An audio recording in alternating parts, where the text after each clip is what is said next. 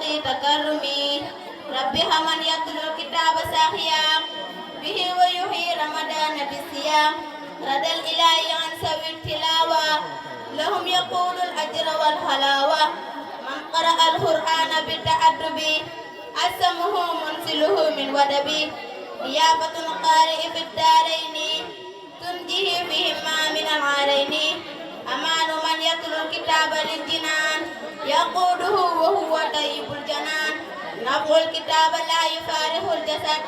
وقلبه وهو مصلح لمن قصد سبحان ربك رب العزة أما يصفون والسلام على المرسلين والحمد لله رب العالمين Sëriñ Bay Jaxate nee na su ngeen dégloo tey diir ñu laa biire gaa yi baax yi naa ay wolof baaxul te rëy day sewal ku baax ku rëy bay ndamoo néegum ndayam mbaa baayam